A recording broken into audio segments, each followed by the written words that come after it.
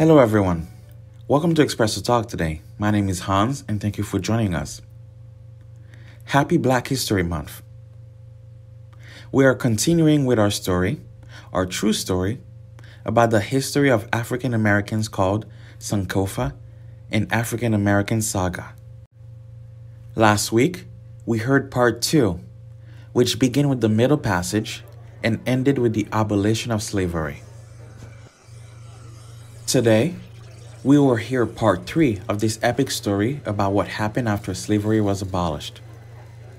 Although black people were free, life was not easy for the freedmen and women. The racism and violence did not disappear with abolition. The struggle for civil rights and equality continued and took different forms. This is a great story of struggle and triumph.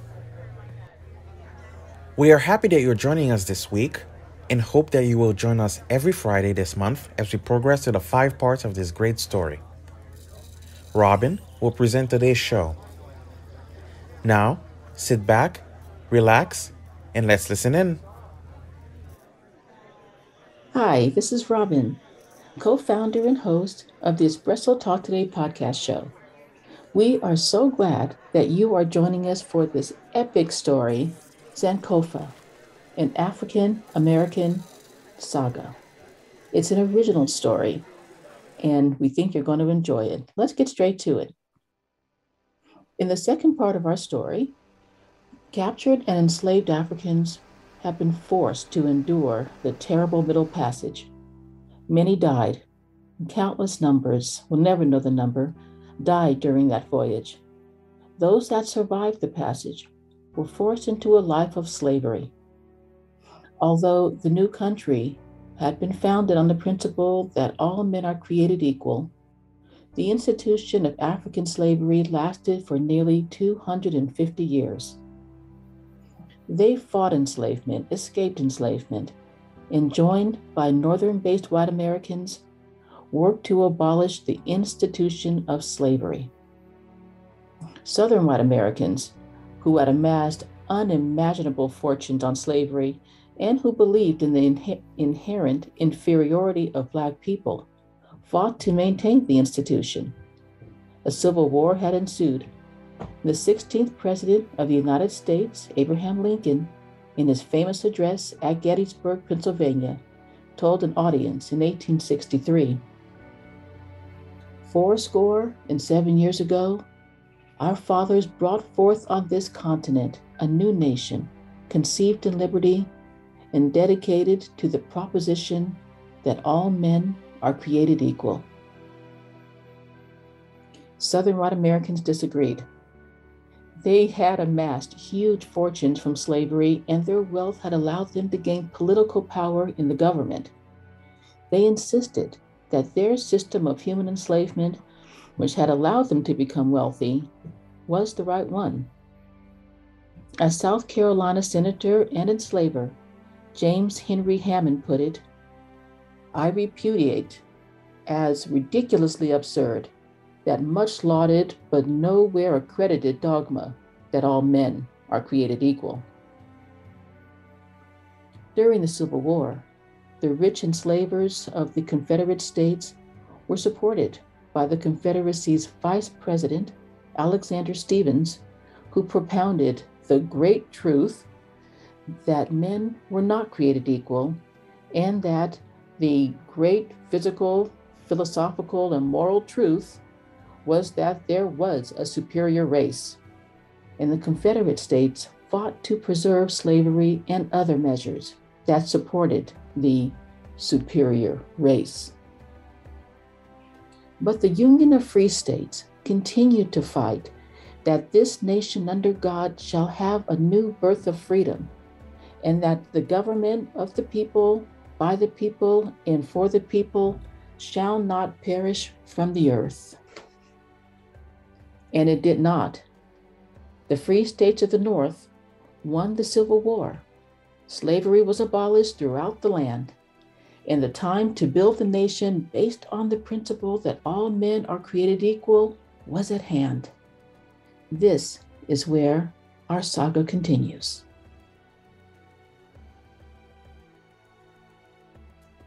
The Civil War had come to an end with the Southern rebelling states. More than 4 million previously enslaved Black people were now free men. It seemed like a new beginning for the country, conceived in liberty and dedicated to equality, was at hand.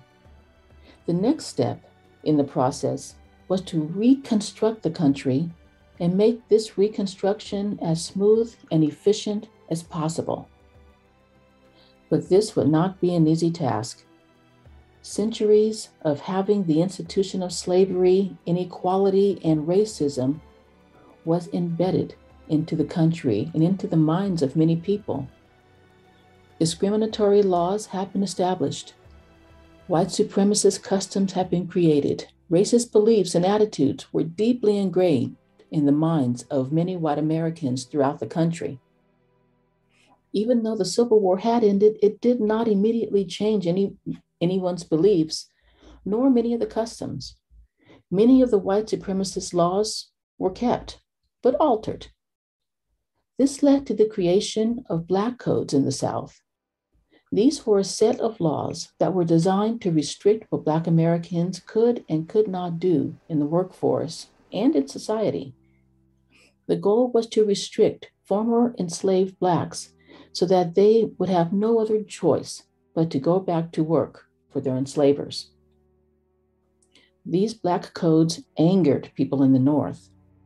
They felt like Southerners were gradually moving back into a system of slavery. It was indeed a strong indication that the South intended to reestablish slavery under another name. The codes generally restricted the freedmen's movements under vagrancy and apprenticeship laws. One example was South Carolina, which prohibited freedmen from performing any occupation except farming or any other menial service. The legislation also gave former enslavers the right to whip servants who were under the age of 18 years. In many states, freedmen could be punished for making insulting gestures, seditious speeches, or even leaving a job. What good was freedom if you were forced to work at the abusive plantation that you just left? The Black codes were passed to maintain the social order and custom built on white supremacy in the South, and they were very effective. Because of these persistent laws and customs, emancipation was not an easy time for the freedmen. A reign of terror in the southern states began against the freedmen and women.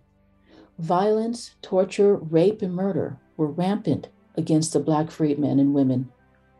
One former Confederate general, concluded that although the freedman is no longer considered the property of the individual master, he is considered the slave of society. And that is how they were treated.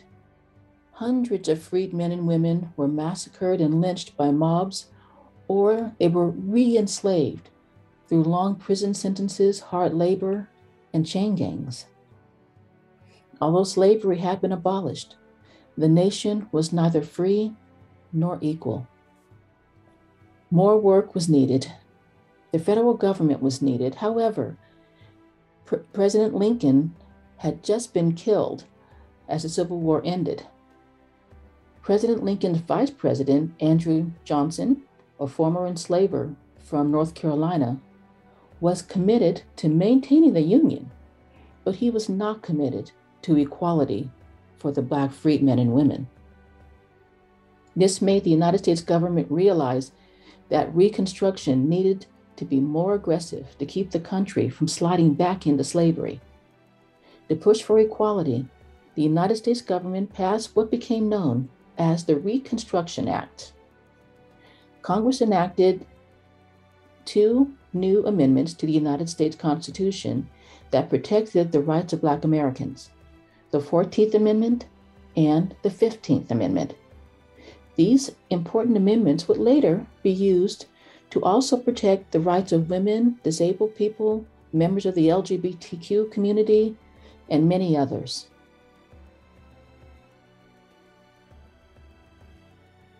For now, These constitutional amendments were passed against the veto of President Andrew Johnson to protect the rights of Black freedmen.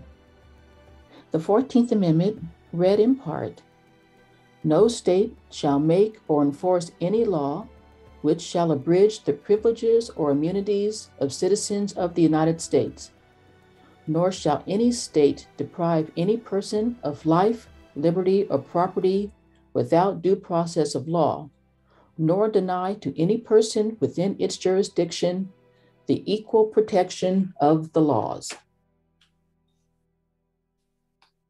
This constitutional amendment guaranteed the protection of life, liberty, and rights to own property for people of all races, and said that no one could be denied the equal protection of the law based on their race. The 14th Amendment also said that anyone born in the United States would be granted full citizenship, including citizenship to the former enslaved people. This amendment ensured that Black Americans could be fully considered as free and equal in every meaning of the word. Now, the 15th Amendment of the Constitution made it illegal to discriminate against voting rights based on race or ethnicity. This amendment allowed both and encouraged Black Americans to participate in voting and holding positions in the government. These laws were important and necessary, but they were not enough. During this turbulent time known as Reconstruction, Black freedmen worked hard to establish themselves and their families in the country. They started businesses, they established schools, they bought land and farmed. And after the passage of the 15th Amendment, they voted and ran for, and yes, they were elected to office. The first Civil Rights Bill was passed, again over President Johnson's veto. A decade later, another Civil Rights Bill was passed, which gave Black people the right to equal treatment in hotels, public venues, theaters, and other amusement places. Hiram R. Revels was elected as the first Black person to Congress, and he was elected as a U.S. Senator in Mississippi. It actually took Jefferson Davis's Senate seat. More Black freedmen ran for political office. Edward G. Walker and Charles L. Mitchell were elected to Massachusetts House of Representatives. They were the first Black freedmen elected to an American state legislature. Another bill giving the right to vote to Black freedmen in the District of Columbia was passed, again over President Johnson's veto. Within 10 years of abolition, 16 African Americans have been elected and were serving in Congress, and they were working hard to establish equal rights for Black Americans.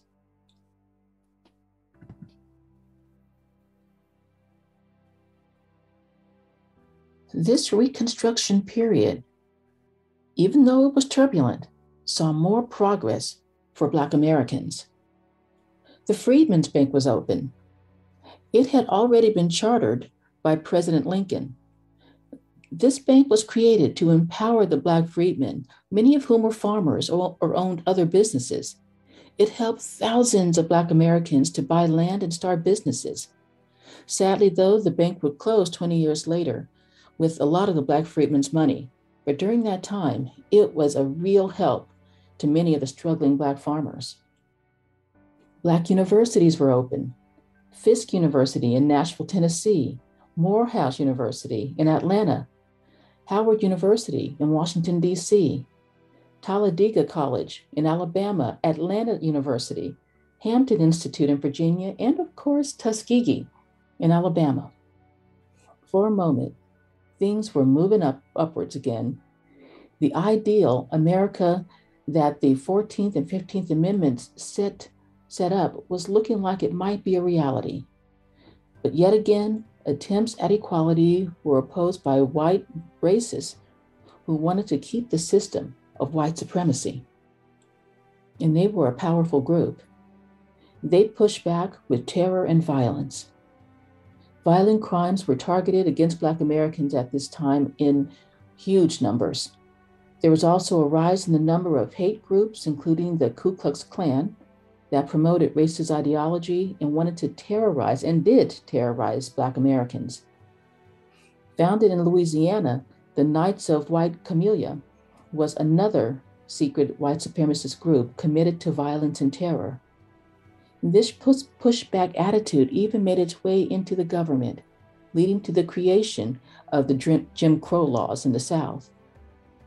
These groups and other white Southerners held powerful positions and influence in Congress, and they worked hard to fight equality and to promote slavery by another name laws.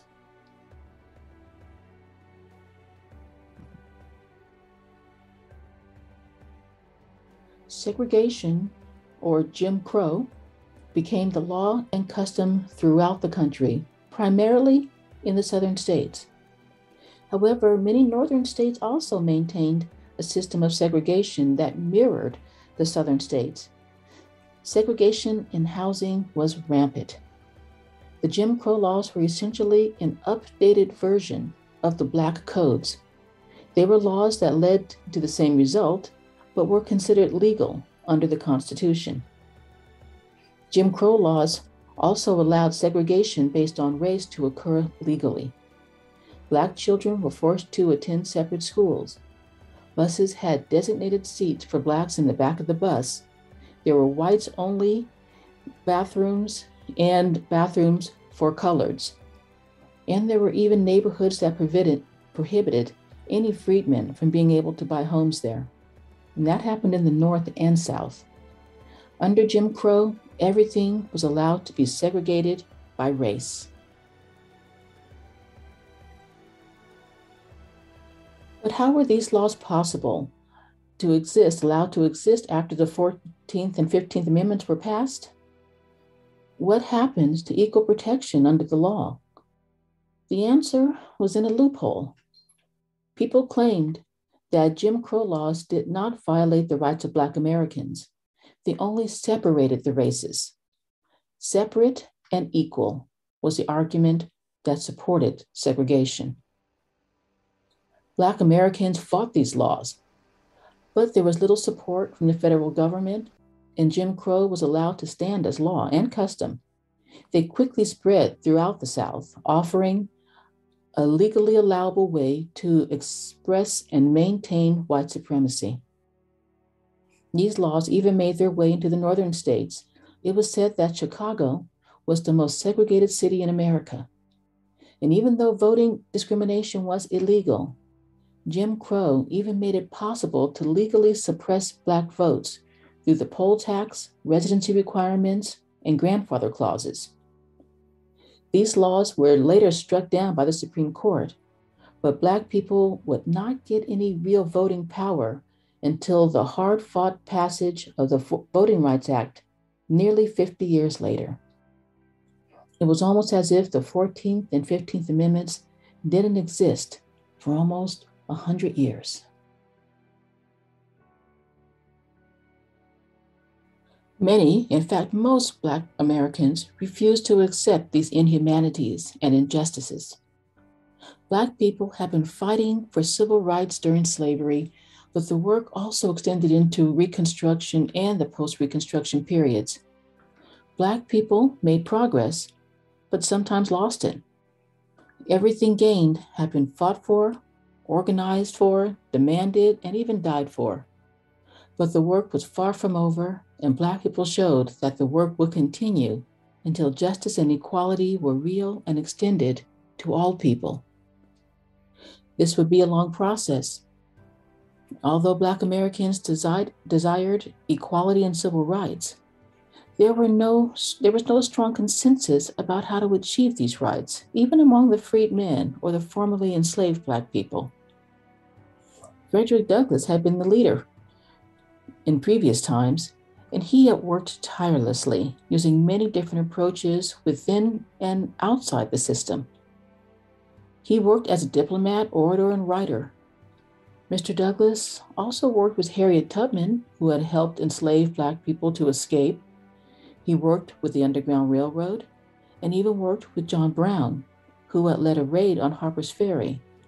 But he and other abolitionists, like Harriet Tubman and Sojourner Truth, were aging and leaving the struggle, leaving the leadership of the struggle.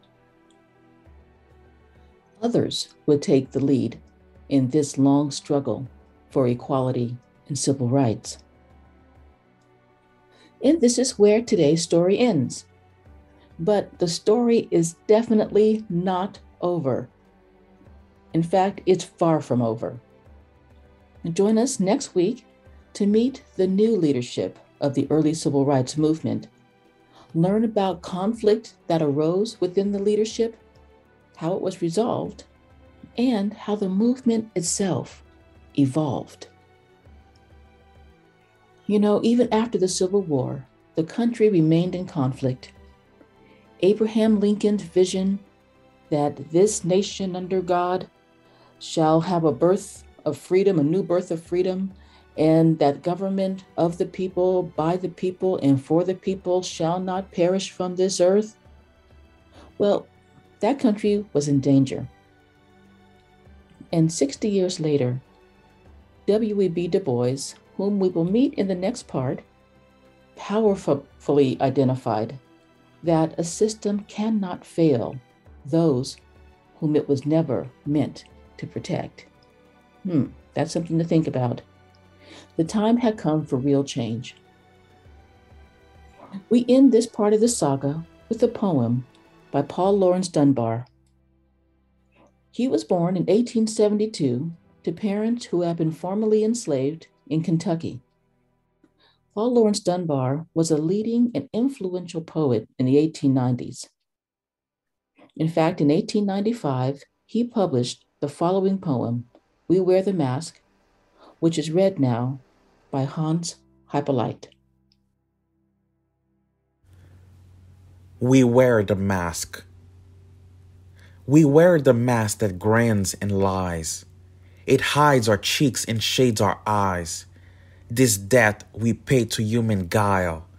With torn and bleeding hearts we smile, in mouth with myriad sublet eyes. Why should the world be overwise in counting all our tears and sighs? Nay, let them only see us while we wear the mask. We smile, but, O great Christ, our cries to thee from tortured souls arise. We sing, but oh, the clay is vile beneath our feet and long the mile. But let the world dream otherwise.